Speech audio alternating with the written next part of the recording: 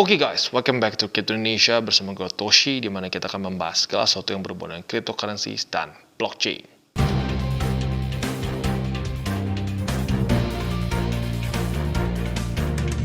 Oke guys, jadi pada hari ini kita akan membahas mengenai tapering off ya. Kita tahu bahwa tapering off ini adalah satu isu yang sedang hangat-hangatnya dibahas dalam dunia cryptocurrency maupun saham in general financial ya, dunia finansial. Mereka sedang hangat-hangatnya membahas tapering. Kenapa? Karena seperti yang kita tahu, tapering off ini masuknya ke macroeconomics. Apabila terjadi perubahan yang signifikan, bisa membuat markets volatile. Gitu ya. Volatilnya koneksi, happy-happy aja. Tapi ya kita tahu volatile itu bukan cuma satu arah, tapi bisa dua arah. Bisa naik maupun turun. Nah, tetapi sebelum kita mulai, gue ingin spesifik membahas dulu, hari ini tuh mungkin lebih ke membandingkan tapering off 2013 ya dengan tapering off sekarang. Apa saja perbedaannya, dan kita harus siap-siap mental seperti apa sih? Terakhir separah apa terjadinya? Apakah market benar-benar hancur atau tidak? Ya. Nah, tetapi sebelum kita masuk ke situ, kita masuk dulu ke definisi dari tapering itu sendiri. Karena gue rasa masih ada beberapa yang masih bingung sebenarnya tapering ini tentang apa sih? Ya. Nah, teman-teman lagi langsung kita masuk ke videonya. Oke, jadi apa itu tapering? Tapering sendiri ini adalah satu policy yang dimiliki oleh bank sentral. Untuk apa? Bisa memodifikasi ya kebijakan mereka, gitu. Nah, tapering ini tujuan utamanya adalah untuk mengontrol interest rate atau suku bunga. Ya. Nah, selain dari itu juga mengontrol persepsi investor untuk future direction dari interest rate itu sendiri. Ya. Nah, lalu kita bisa juga tapering efforts ini bisa termasuk dalam beberapa hal. Salah satunya adalah discount rate dan juga reserve requirement. Nah, ini dia makanya kenapa meeting yang kemarin ini ya, yang close meeting ini cukup bikin deg-degan karena discount rate ini sangat berhubungan sekali dengan tapering off gitu, dan saat discount rate mulai meningkat, interest rate yang lain pun ikutan naik. Makanya itu sangat penting ya. Nah gini, mungkin masih ada yang bingung, aduh ini bahasanya bahasa dewa nih bang, bisa nggak bang dibikin sesimpel mungkin? Oke, kayak gini deh. Anggap misalkan lu mau buka satu usaha. Ada kan dalam satu kondisi bunga untuk lu pinjam misalnya kan 1 miliar itu 5%. Nah, lu ngerasa, aduh 5% terlalu mahal, gue nggak bisa buat ngelakuin itu ya. Jadi lu nggak putusin, lu nggak buka dulu satu usaha. Tuh, nah berarti otomatis apa? Ya ekonomi ya stay aja di situ. Kan tidak ada satu produk tidak ada terjadinya suatu pertukaran uang lagi di situ. Alias lu nggak membuat satu bisnis baru. Nah, tiba-tiba pemerintah merasa mereka harus memecut roda-roda ekonomi gitu. Nah, apa yang mereka lakukan? Yang mereka lakukan adalah menurunkan interest rate. Alias apa? Lu tadinya harusnya bayar 5% untuk 1 miliar itu, sekarang turun. Andaikan misalnya ekstrimnya nih dalam kondisi sekarang kan, di Amerika Serikat itu nyaris 0 interest rate.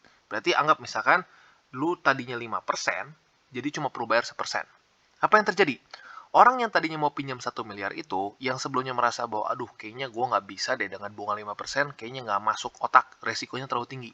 Tiba-tiba berubah cuma jadi 1% bunganya. Apa yang terjadi? Orang yang tadinya tidak jadi meminjam 1 miliar itu, akhirnya memutuskan untuk meminjam. Karena kenapa? Cheap money. Ya, uangnya murah. Ya, interestnya sangat kecil.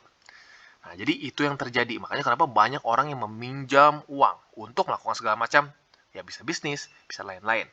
Nah, mungkin yang pertanyaan yang mendasarnya, loh bro, itu kan bisnis.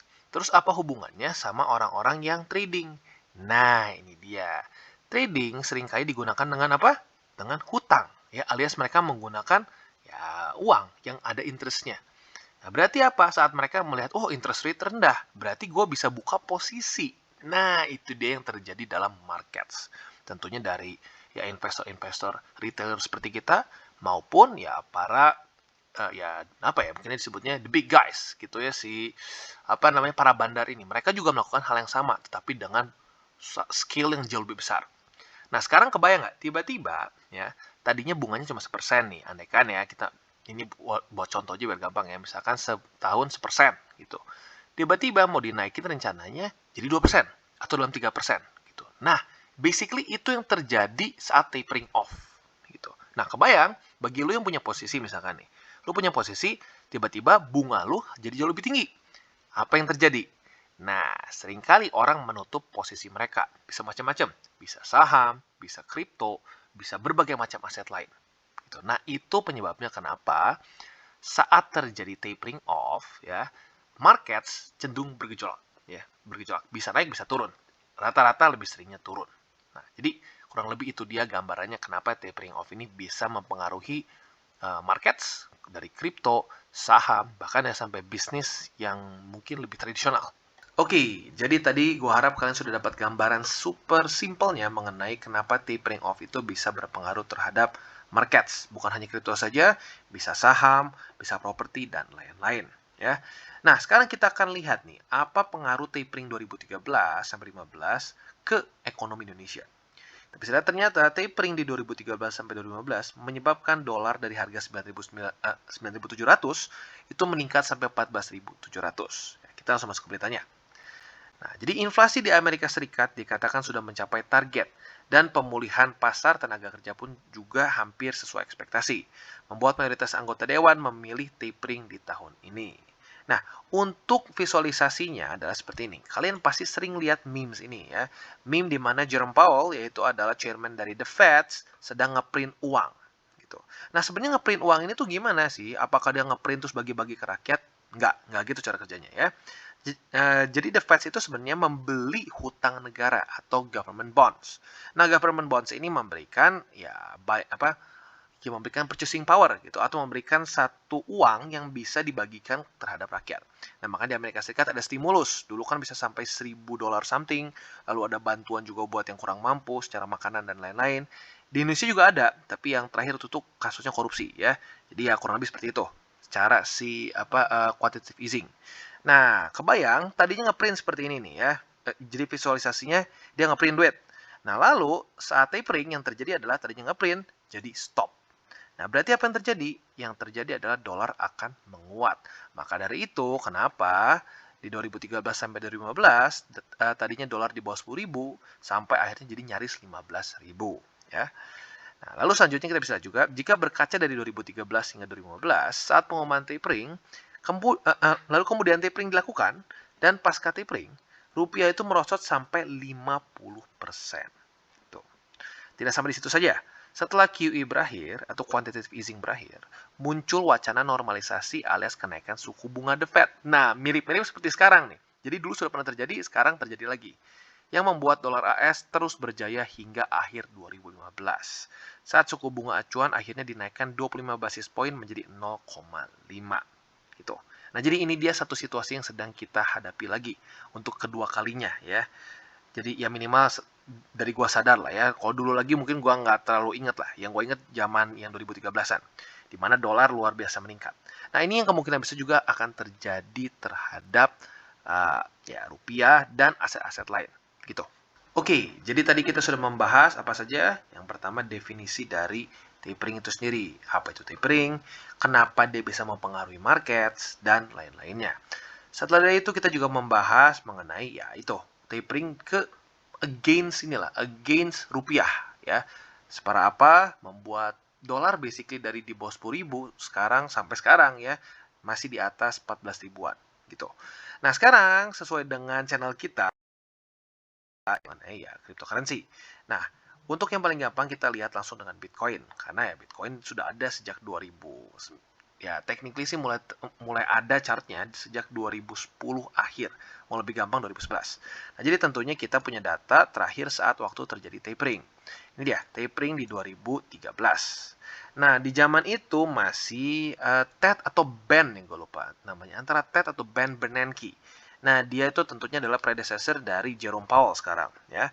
Dan kita bisa lihat setelah dia melakukan speech dia bahwa nanti akan terjadi tapering, ya. Nah, kita bisa lihat langsung ada reaksi dari markets. Dan kita bisa lihat Bitcoin sempat drop sampai basically 50%. Nah, kalau kita hitung ya, kurang lebih minus 50% sejak Bernanke mengumumkan bahwa akan terjadi tapering di Amerika Serikat. Gitu. Nah, kita bisa lihat pada faktanya, in hindsight, kalau kita tetap invest, kita masih tetap untung. Gitu. Nah, tetapi mungkin ada yang berpikir, wah bang, tapi kan ini kondisinya lagi ngepam kemarin ya. Nah, kalau sekarang gimana nih? Sekarang kan kondisinya lagi nge-slump nih ya. BTC lagi dalam kondisi slump. Dia lagi seperti ini. Nah, kalau ketemu lagi sama tapering, bisa seperti apa? Nah, itu jujurnya concern yang valid. Dan ya kita harus selalu siap dengan semua potensi terbaik dan terburuknya. Gitu. Nah, jadi tentunya kita tahu jadwalnya itu Maret ya. For now kita tahu Maret akan meningkat interest rate. Nah, tapi bisa saja lebih cepat. Nah, otomatis kalau terjadi seperti itu, ini kan Bitcoin against US dollars. Kalau US dollar menguat, berarti apa yang terjadi? Ya harga Bitcoin turun. Gitu. Nah, apa yang harus kita lihat nih? Yang harus kita lihat adalah apakah dia akan tembus 30.000 atau tidak. Kalau dia sampai, gini deh, sebelum 30.000, kalau sampai dia close weekly di bawah 30.000, now that's bad. Ya, that's bad. Itu bisa saja dia mengunjungi MA 200 di weekly. Dan kalau sudah seperti itu, yaitu adalah perun cycle. Gitu, alias ya mungkin masuknya lebih ke, ya dibilang crypto winter banget juga mungkin enggak ya, karena sudah semakin dekat nih sama 200-nya. Ya. Nah, tapi kita harus siap-siap dengan potensi tersebut. Nah, tapi kita juga nggak boleh menghilangkan data sebelumnya. Gitu. Nah, si data sebelumnya saat tapering terjadi, dan harus dikasih juga satu note ya, bahwa tapering ini tidak terjadi hanya dalam satu tanggal saja dan that's it, beres. Enggak ya. Tapering itu terjadi dari 2013 sampai 2015, di mana akhirnya dia menstabilkan lagi, ini dia gitu, suku bunganya stabil gitu ya, dengan ya artikel yang tadi ya. Nah, jadi kita bisa lihat awalnya ngedrop, tetapi dari posisi drop ini ya, BTC basically gain lagi sekitar 1.500%. Gitu. Jadi jangan berarti karena wah tapering nih, gua jual aja semua BTC gua gitu. Kalau gua pribadi, gua tidak menyarankan itu. Kalau mau lakukan ya terserah ya, setiap orang punya risk management masing-masing. Tapi kalau gua pribadi, gua nggak akan lakuin itu. Ya.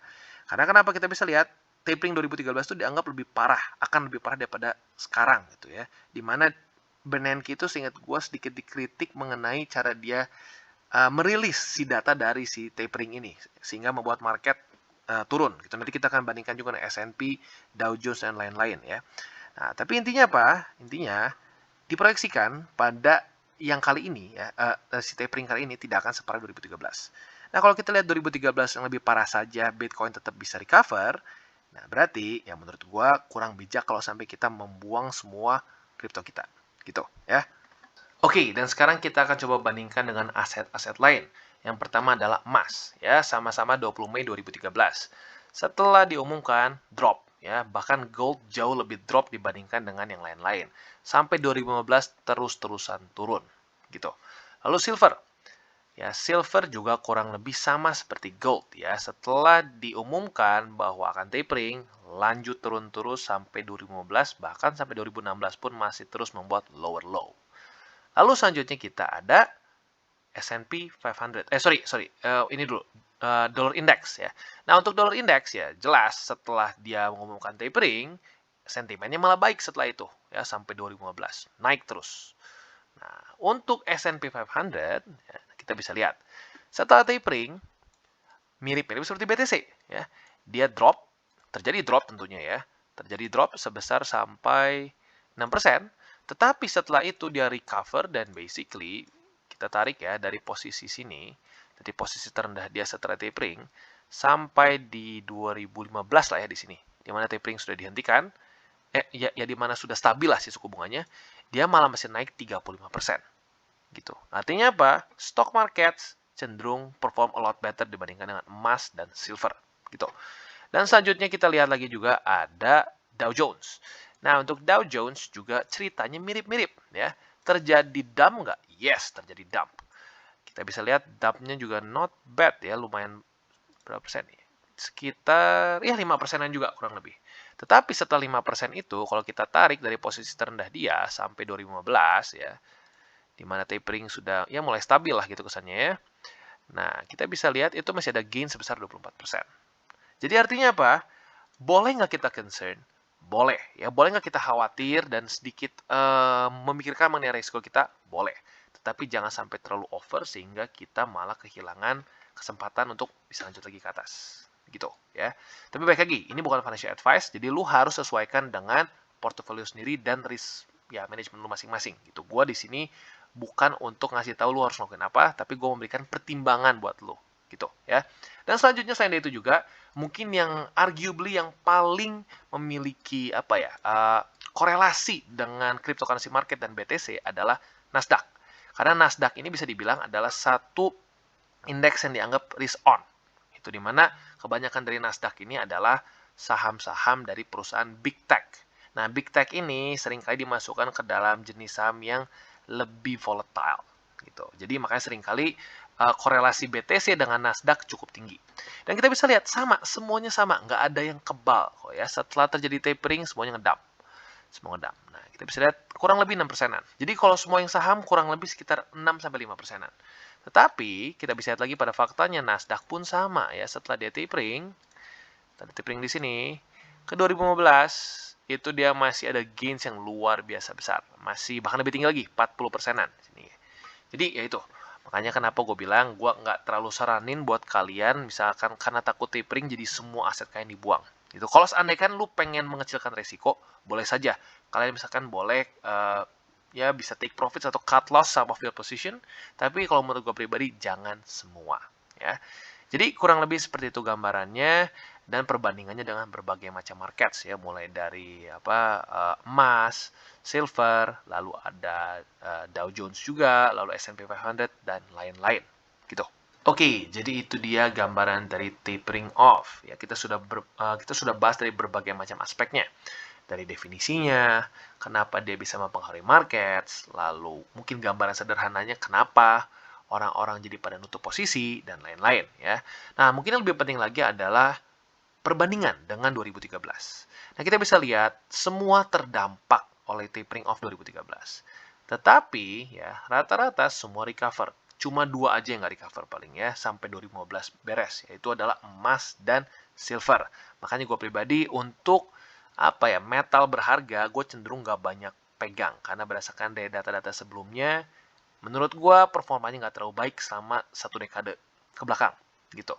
Nah, tapi kita bisa lihat pada faktanya untuk saham seperti Dow Jones, S&P 500, dan terutama Nasdaq, mereka malah bukan cuma recover, tetapi malah menemukan new all-time high setelah drop dari si tapering off 2013. Nah, jadi mungkin yang ingin gue tekankan adalah jangan sampai kalian terlalu panik sehingga panic selling ya. Semua aset kalian ya semua antara di TP atau semuanya di cut loss. Nah, karena gini, saat kita panic selling, yang terjadi adalah saat market naik, kita malah jadi nggak pakai logika dan malah jadi panic buying lagi gitu. Kebalikannya gitu. Nah, itu jadi siklus yang sangat berbahaya dan itu adalah salah satu cara paling gampang untuk kita lose money. Jadi kalau gue pribadi, gue sarankan kalau lu ingin take some profits atau mungkin cut loss, jangan sampai semuanya gitu. Karena kalau sampai semuanya, ujung-ujung terjadi ya itu, malah FOMO lagi setelah itu. FOMO lagi malah panic buying lagi. Nah, which is bad. Seringkali panic buying beli di resisten. Nah, saat koreksi, tambah panik lagi dan cut loss lagi. Ujung-ujungnya apa? Buy high, sell low. Dan nggak profit-profit. Ya. Jadi kurang lebih seperti itu. Ya, gue harap kalian bisa lebih tenang dan dicerna dengan logika semuanya agar bisa lebih baik ya ke depannya portofolio kita. Ya. Dan buat kalian yang belum mengikuti DCWT atau Daily Charting with Toshi, bisa klik di sini di mana ada playlistnya. Dan buat kalian yang mungkin masih bingung cara charting, lalu cara baca candle, dan lain-lain, dan mungkin lebih hal-hal mendasar, bisa klik di sini, ada tutorials with Toshi. Ya. Dan jangan lupa juga bagi kalian yang belum memiliki akun Bybit atau Huobi, bisa klik di bawah ada link referral gua. Dan juga jangan lupa buat join Telegram group kita, di mana it's free ya, it's Telegram group, dan kita bisa ngobrol 2 arah, seperti layaknya grup normal gitu ya. Dan jangan lupa untuk like, subscribe, klik the bell icon, and see you on the next video.